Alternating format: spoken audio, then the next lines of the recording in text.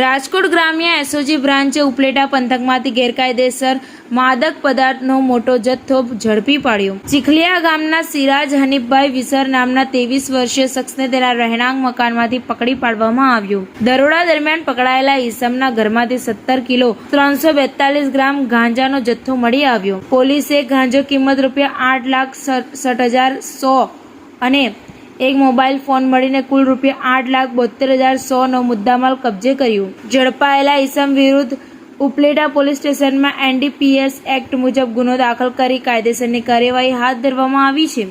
આ ગુનામાં સંડોવાયેલા અન્ય 2 વ્યક્તિઓ ભાયાવદરના નવાજ મધરા અને ઉપલેટાના વસીમ રફાઈને પોલીસ દ્વારા વોન્ટેડ જાહેર કરવામાં આવ્યા છે। TV18 ન્યૂઝ નેટવર્ક સાથે રિપોર્ટર ફિરોઝ જુનેજા, ધોરાજી।